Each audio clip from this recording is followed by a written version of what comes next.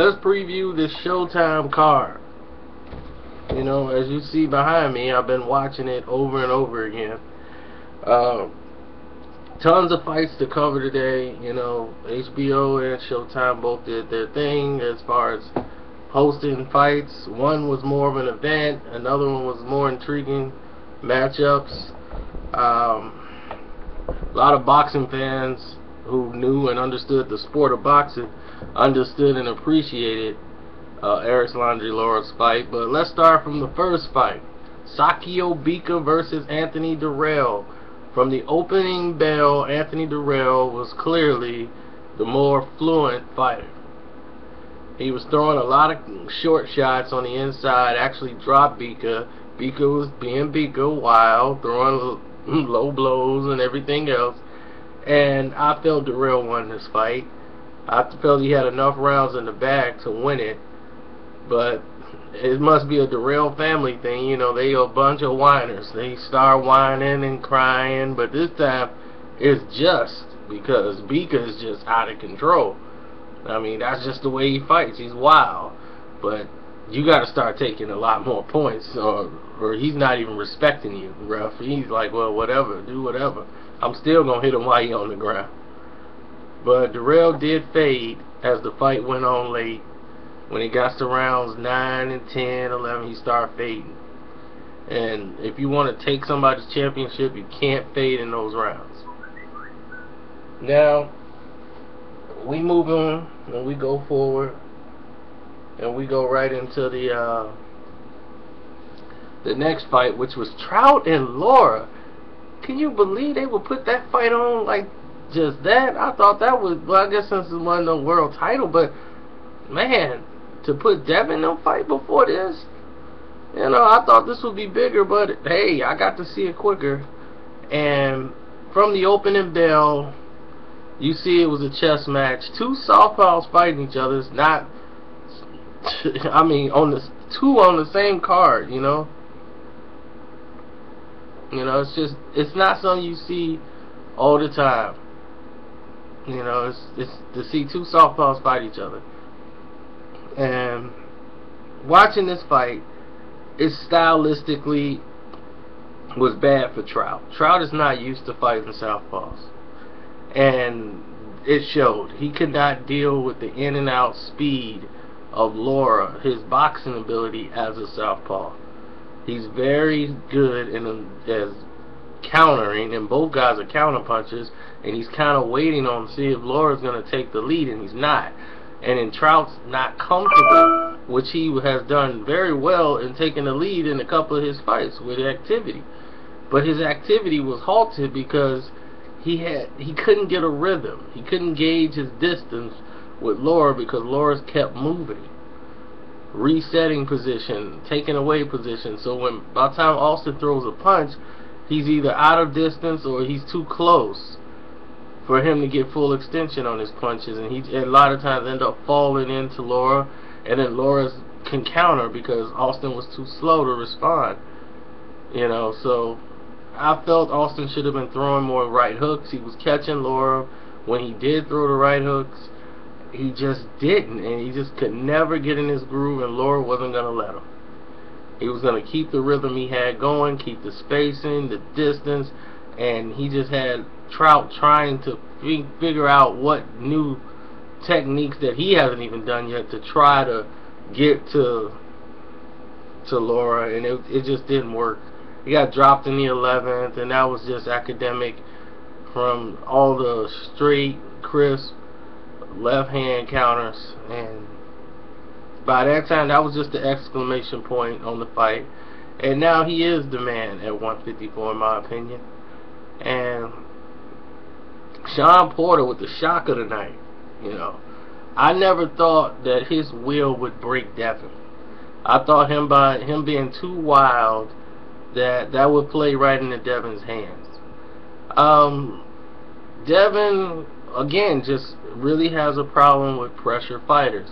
And they said, well, Madonna was a pressure fighter, but Madonna was just slow, and he did not have the speed of Sean Porter. Sean Porter's speed and his power, it wasn't really his power, but just his aggressiveness and his speed was knocking Devin off his timing. Devin couldn't get set. He couldn't get his feet into the game. Then he tried to fight back early, and that's not his game. And he got caught with some big left hand shots, you know, and it was just like, wow, what fight am I watching here? And what happened was, it's a situation where Devin's in the middle rounds, the fight slowed down, he was able to get some control. Then you got a situation where he gets back out of control. He spirals out of control, and once he did that, you know, as far as not learning how to judge and not panicking in a situation where there's a pressure, a guy's on you, just go to the body, relax, continue doing what you're doing, breaking him down. He never got comfortable.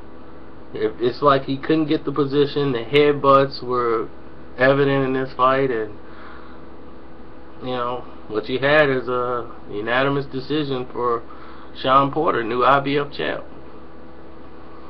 Just too much. He couldn't. It's nothing Devin could do. He couldn't figure it out.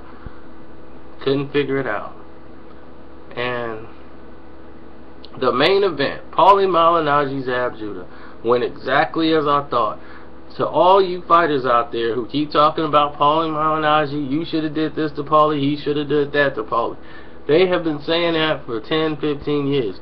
Paulie Malignaggi is hard to fight. He's hard to beat. He's very hard to beat. Even with no power, he can box. And this is what I keep telling you guys. Boxing skills matter for something. The strongest fighter doesn't necessarily win. It takes skill. And as you've seen, he's been going up and down with the jabs. He kept a lot of movement to throw off the timing of Zab Judah.